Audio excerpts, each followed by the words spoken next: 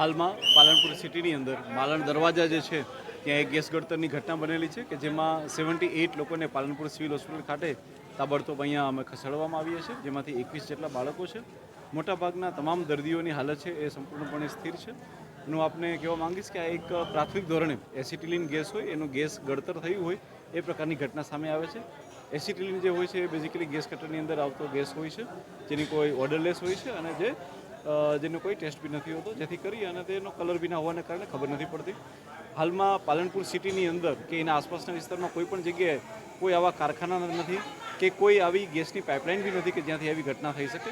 પરંતુ એક પ્રાથમિક અનુમાન છે, માત્ર એક અનુમાન છે કે જે ભંગારના ડેલા હોય છે ત્યાં કોઈ ગેસ કટરનો કોઈ બોટલ હોય ને તેમાંથી ગળતર હોઈ શકે એવી શક્યતા છે. પરંતુ સમયસર વહીવટતંત્ર અને પોલીસે તમામ લોકોને અહીંયા ખસેડી લીધા છે અને જેમાંથી તમામ લોકોની હાલત જે છે એ સ્થિર છે, એટલે ગભરાવાની કોઈ જરૂર નથી. જેટલા બી લોકો ત્યાં રહી શકે એમ નથી એના માટે બી પોલીસ અને વહીવટતંત્ર સાથે મળી અને તમામની એક ઓલ્ટરનેટિવ વ્યવસ્થા બી કરી રહ્યા છે, જેથી કરી અને આ ઘડીમાં વહીવટતંત્ર જે છે એ આવા લોકોની સાથે છે. અને હું આપને વિશ્વાસ દિલાવવા માગું છું કે કોઈ પણ જાતની મોટી ઘટના હાલમાં છે નહીં અને બનશે બી નહીં. આજે પાલનપુરમાં માલણ દરવાજા પાસે જે ઝુંપડપટ્ટી ટાઈપનો વિસ્તાર છે ત્યાં આગળ એક હાદસા બન્યો છે. જે અમારા ડૉક્ટરોનો ડાઉટ એવો છે કે જે લોખંડ કાપવા માટે ગેસ સિલિન્ડર વાપરવામાં આવે છે એમાંથી ગેસ નીકળ્યો હોય એવી શંકા છે. એનું કારણ શું છે હકીકતમાં એ પોલીસ અત્યારે તપાસ કરી રહી છે. પણ એ ગેસના કારણે, કોઈ ઝેરી ગેસના કારણે અત્યારે 65 જેટલા દર્દીઓ અહીંયા બનાસ જનરલ હોસ્પિટલમાં પાલનપુરમાં દાખલ થયેલા છે. એ લોકોને શ્વાસોશ્વાસ લેવાની ઘણી તકલીફ હતી, ગૂંગળામણથી બહુ પરેશાન હતા. એમાં એક અત્યારે પેશન્ટ વેન્ટિલેટર પર છે અને બધાને ઓક્સિજનનો સપોર્ટ આપી અને એમને બધાને સ્ટેબલ કરવામાં આવ્યા છે. અને ડૉક્ટરોની ટીમ અહીંયા મેડિકલ સુપરિન્ટેન્ડન્ટ સાથે તમામ ખડે પગે સ્ટાફ પણ ઊભો છે અને બધાની જિંદગી બચાવવા માટેના પૂરતા પ્રયાસો થઈ રહ્યા છે. જનરલ હોસ્પિટલ ટ્રોમા સેન્ટર ખાતે અચાનક જ લગભગ 65 જેવા દર્દીઓ 108 દ્વારા લાવવામાં આવેલા છે. માલણ દરવાજા પાસે કોઈ કારખાનામાં કે કોઈ ભંગારની દુકાને કોઈ ગેસ સિલિન્ડર બસ થયો હોવાથી અત્યારે બધા દર્દીઓને, આજુબાજુના રહેવાસી દર્દીઓને શ્વાસ લેવામાં તકલીફ પડી હતી.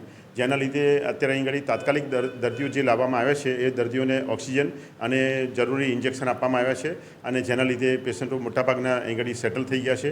એક દર્દીને જરા વધારે તકલીફ હતી તો એને અત્યારે વેન્ટિલેટર ઉપર લેવામાં આવે છે અને એની પણ તબિયત અત્યારે સેટલ છે. હા, અમે અમારી સમાજના બારે બધા બેઠેલા હતા વાયરે અને અસુબાનું બાજુમાં ભંગાર છે. ક્યાંથી ફૂટ્યું ક્યાંથી નથી ફૂટ્યું એ મને માહિતી નથી, પણ અસુબાનો ધડાકો થયો એટલે અમે દોડીને જોવા દે. બાજુ અમારું મંદિર છે ને બાજુમાં ભંગાર છે. અહીંયા અમે જોવા જઈએ એટલે અસુબાનો એકદમ મોની ખોસી કરવા માંડ્યા અને હવા માંડી. એટલે જેમ જેમ ખોસી આવી એમ વધારે તકલીફ થવા માંડી. તકલીફથી એટલે ગાડી બોલાવી, પેલો ભમણે પડ્યા કે એટલે ગાડી બોલાવીને પબ્લિકને પોસ્ટ ગાડી ભરણી છે 108.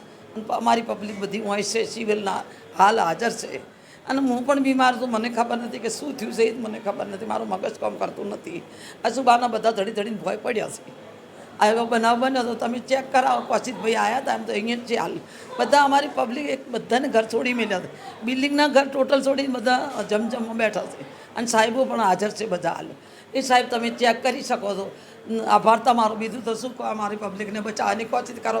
અમારી દેવી પૂજક સમાજના માણસો છે અને અમુક બિલ્ડિંગમાં બીજા પણ માણસો રહેશે.